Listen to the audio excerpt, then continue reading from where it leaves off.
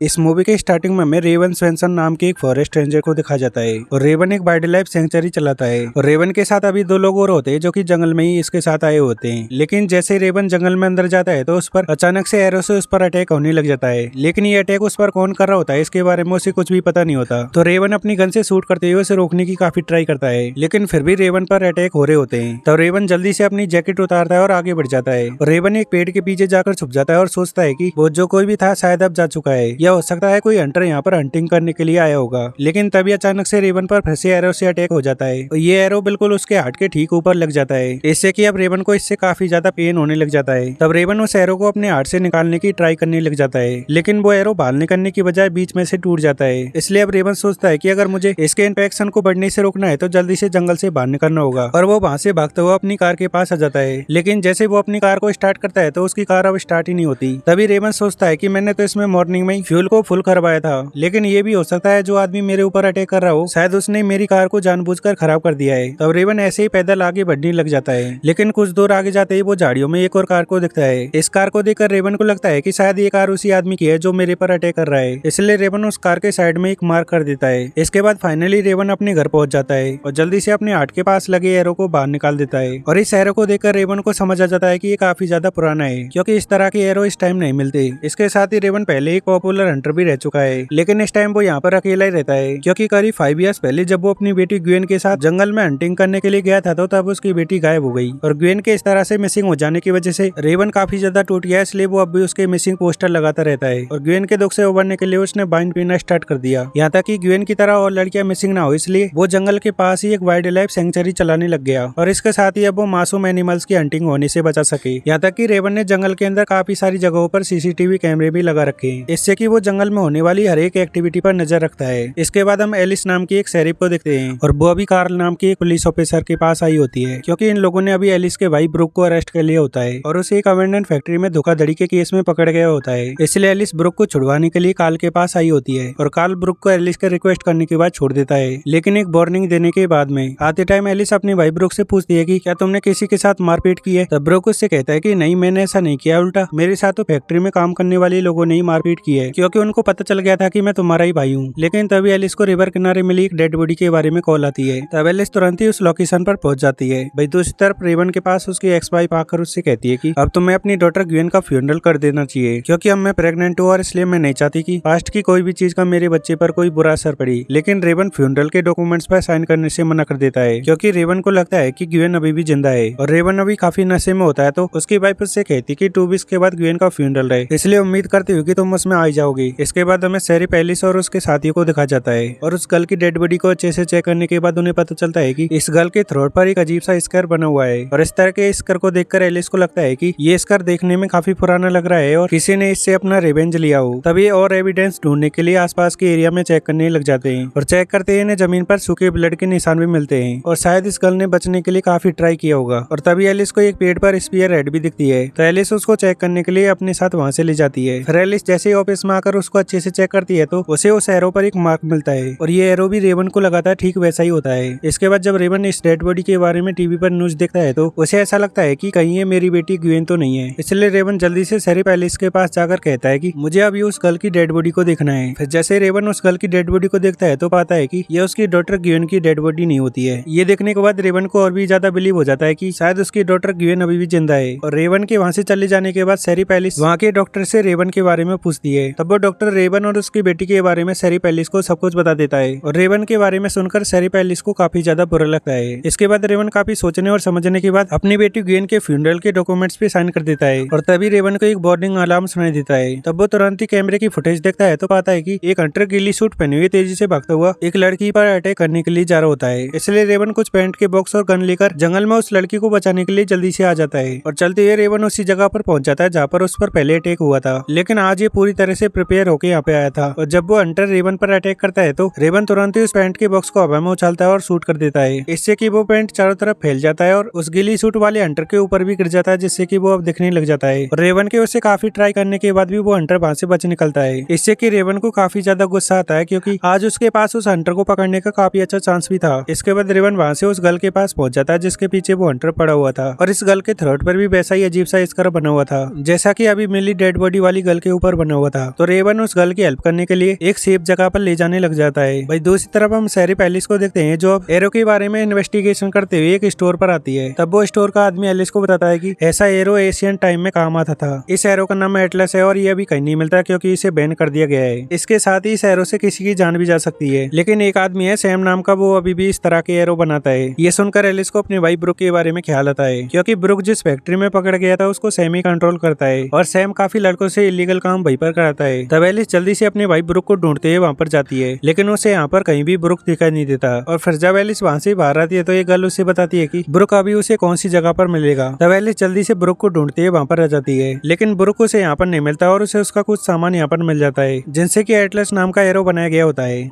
लेकिन तभी वहाँ पर कार्ल नाम का पुलिस वाला जाता है और वो उससे कहता है कि अभी एक और गर्ल की मिसिंग रिपोर्ट दर्ज की गई है। वही मिसिंग रिपोर्ट वाली गर्ल वही होती है जो कि जंगल में अभी रेवन के साथ होती है और रेवन उसे सेफ रखने के लिए एक बंकर के पास ले आता है। और जब वो बंकर का गेट खोल रहा होता है तभी वो गर्ल उस पर अटैक करने लग जाती है क्योंकि उस गर्ल को लग रहा होता है कि शायद यही आदमी मेरे को मारना चाहता है। तब रेवन उसे शांत कर समझाते हुए कहता है कि देखो मैं वो आदमी नहीं हूँ जो कि तुम्हें मारना चाहता है, मैं तो बल्कि तुम्हें उस हंटर से बचाने की ट्राई कर रहा हूँ। और रेवन के काफी समझाने के बाद वो गर्ल शांत हो जाती है। फिर रेवन उस गर्ल को अपने साथ लेकर उस बंकर में छुप जाता है और इस बंकर को रेवन ने बनाया होता है ताकि वो हंटर को पकड़ सके। तब रेवन उस गर्ल से पूछता है कि तुम कौन हो और यहाँ पर कैसे आई हो, लेकिन वो गर्ल रेवन को कोई भी जवाब नहीं दे पाती क्योंकि उस हंटर ने इसके वोकल कोड को ही काट दिया होता है ताकि अगर वो हंटर इसकी हंटिंग करे तो ये गर्ल किसी से हेल्प के लिए चिल्ला नहीं पाए। और इस तरह से करके वो हंटर यंग गर्ल की हंटिंग करता था और अभी मिली डेड बॉडी वाली गर्ल के साथ भी शायद ऐसा ही हुआ होगा। वो जंगल में हंटर से बचने के लिए काफी इधर उधर भागी होगी, लेकिन वोकल कोड को डैमेज कर देने की वजह से वो हेल्प के लिए चिल्ला नहीं पाई होगी। अब रेवन उस गर्ल की हेल्प करते हुए उसे इशारों में समझाता है कि देखो तुम्हें अब डरने की कोई जरूरत नहीं है क्योंकि मैं हूँ, जब तक वो हंटर तुम्हें कुछ भी नहीं कर पाएगा। और रेवन की बातें सुनकर उस गर्ल को उस पर विश्वास हो जाता है और वो अपना नेम जमीन पर लिखकर बताती है कि उसका नाम मॉली है। फिर जैसे मॉर्निंग होती तो रेवन मॉली को अपने साथ लेकर अपनी सैंक्चुअरी की तरफ जा रहा होता है। भाई दूसरी तरफ एलिस को अब मॉली के बारे में कुछ लीड मिलती है, यानी कि लास्ट टाइम मॉली को एक ग्रुप के साथ देखा गया था। और अब एलिस को थोड़ा डाउट रेवन पर भी होने लग जाता है क्योंकि रेवन ने पहले कई हंटर्स के वेपन छीनकर अपने पास रख लिए थे और हो सकता है शायद ग्वेन की डेथ के बाद वो ऐसा बन गया हो। भाई अब रेवन मॉली को साथ लेकर अपने घर पहुंच जाता है, लेकिन उसे यहाँ पर किसी के होने का एहसास होता है और तभी अचानक से रेवन के ऊपर गीली सूट वाला हंटर अटैक करने लग जाता है। और अचानक हुए अटैक से रेवन समझ नहीं पाता और वो हंटर उस पर लगातार अटैक करने लग जाता है। फिर भी रेवन उस हंटर को रोकने की काफी ट्राई करता है, लेकिन वो हंटर उस पर हावी होती है, लगातार अटैक कर रहा होता है और वो हंटर रेवन को इस फाइट में नीचे गिरा देता है। तभी मौका देकर वो हंटर मॉली पर अटैक करके उसे खत्म कर देता है और मॉली को इस तरह से होकर रेवन काफी ज्यादा दुखी और गुस्से में हो जाता है क्योंकि उसने हंटर से मॉली को बचाने के लिए काफी ट्राई किया था और उसने इसके लिए प्रॉमिस भी किया था। और तभी रेवन के पास सैरी पैलिस भी पहुंचती है। यहीं पर उसने मॉली की डेड बॉडी देखी और अभी रेवन के हाथ में भी एक गन होती है। इससे लग रहा था कि रेवन ने शायद मॉली को खत्म किया है। सैरी पैलिस रेवन को रोकने की ट्राई कर रही होती है, लेकिन तभी वो हंटर अब सैरी पैलिस के पीछे आ जाता है और अब उन पर अटैक करने के लिए रेडी हो रहा होता है। ये देखकर एलिस को लगता है कि शायद ये उसका भाई ब्रुक भी हो सकता है। तब एलिस ब्रुक को बचाने के लिए जानबूझकर रेवन को शूट कर देती है। इस सब के बीच वो हंटर वहाँ से भाग जाता है और अब रेवन को भी समझ में आ जाता है कि एलिस ने अपने भाई ब्रुक को बचाने के लिए मुझे शूट किया है। फिर रेवन एलिस के रेडियो से एम्बुलेंस बुलाता है ताकि वे लोग मॉली को यहाँ से ले जाएं और वो पाता है कि मॉली अभी भी जिंदा है। फिर रेवन कार लेकर अपनी एक्स वाइफ के पास चला जाता है जिसका प्रेजेंट हस्बैंड कार्ल नाम का पुलिस वाला होता है। कार्ल और रेवन की एक्स वाइफ उसकी ऐसी हालत देखकर काफी हैरान हो जाते हैं। अब वो रेवन को हॉस्पिटल भी नहीं लेकर जा सकते थे। तब कार्ल वहाँ की फैक्ट्री के पास पड़ी ट्रेलर में रेवन को लिटा देता है और उसका ट्रीटमेंट करने के लिए यहीं पर डॉक्टर को बुला लिया। इस दौरान रेवन उनको सारी बातें बता देता है और जब कार्ल ट्रेलर से बाहर आता है तो उसे वहाँ पर ब्रुक मिलता है। तो तुरंत ही कार्ल ब्रुक को पकड़ने के लिए उसका पीछा करने लग जाता है, लेकिन ब्रुक उससे बचकर भागते हुए ट्रेलर में अंदर आ जाता है और उस डॉक्टर की गले पर नाइफ लगाकर उन्हें धमकाता है। लेकिन रेवन अभी भी होश में होता है और वो ब्रुक को रोकने के लिए उसका हाथ पकड़ लेता है, इससे कि वो डॉक्टर अब ब्रुक से छूट जाता है। और इसके बाद कार्ल ब्रुक को अरेस्ट करके वहाँ से ले जाता है। लेकिन जैसे ही एलिस को इसके बारे में पता लगा तो वो जल्दी से अपने भाई ब्रुक को छुड़ाने के लिए पुलिस स्टेशन आ जाती है और कार्ल से कैसे भी करके उसके भाई को छोड़ने के लिए कहती है। लेकिन इस बार कार्ल साफ साफ मना कर देता है कि अब की बार हम ब्रुक को ऐसे नहीं छोड़ सकते और ब्रुक ने अभी कुछ कन्फेस भी किया है जिससे कि हो सकता है शायद अब तुम्हारी जॉब भी चली जाए। कार्ल की इस तरह की बातें सुनकर अब एलिस काफी ज्यादा परेशान हो जाती है। फिर ब्रुक कार्ल और बाकी पुलिस वालों को एक लोकेशन पर लेकर जाता है जहाँ पर कि उसने उस फैक्ट्री के ओनर सैम को किडनैप करके रखा हुआ था और सैम ने ब्रुक पर काफी जुल्म भी किए थे। तब इस सब का रिवेंज लेने के लिए ब्रुक ने यहाँ पर सैम को किडनैप करके रखा हुआ था। और अब इस सब के बाद कार्ल और बाकी पुलिस वालों को पता चल जाता है कि यंग गर्ल की हंटिंग करने वाला हंटर कोई और ही है और उस हंटर ने एलिस को भी रेवन के घर में चकमा दे दिया। तब ये लोग उस एरो के बारे में सैम से पूछते हैं, लेकिन सैम इनसे ये कहकर मना कर देता है कि मैं अपनी एरो पर किसी तरह का सिंबल या मार्क ट्रक नहीं छोड़ता, इसलिए ये मेरा नहीं किसी और ही का काम है। अब ब्रुक और सैम की बातें सुनने के बाद पुलिस को समझ आ जाता है कि असल में तो हंटिंग करने वाला कोई और ही आदमी है। अब रेवन भी अपना स्टेटमेंट चेंज कर देता है, जिससे कि एलिस के भाई ब्रुक की जान बच जाती है। वही टाइम से मॉली का ट्रीटमेंट करने की वजह से मॉली की जान भी बच जाती है। अब इतना सब होने के बाद रेवन भी एल्कोहल छोड़ने का डिसाइड करता है और अब एलिस भी गलती फील करती है और हॉस्पिटल में मॉली के पास जाकर प्रॉमिस करती है कि वो जल्दी रियल किलर हंटर को पकड़ लेगी। इसके बाद जब रेवन ग्रोसरी लेने के लिए शॉप पर जाता है तो उसे वहाँ पर एक ब्लैक ट्रक दिखाई देता है। ठीक ऐसे ही ट्रक पर उसने जंगल में एक सिंबल बनाया था। इससे कि रेवन को लगता है कि शायद वो हंटिंग किलर ये ट्रक वाला आदमी है, लेकिन जब वो ट्रक पर जाकर चेक करता है तो उसे वहाँ पर कोई भी क्रॉस का निशान नहीं मिलता। तब रेवन उदास होकर वापस अपनी कार में आ जाता है, लेकिन तभी ठीक वैसा ही वहाँ पर एक और ट्रक भी आ जाता है और उस ट्रक पर रेवन का बनाया जैसा ही निशान था। और इस बार रेवन पूरी तरह से कंफर्म होता है, तो रेवन उस ट्रक को फॉलो करने लग जाता है।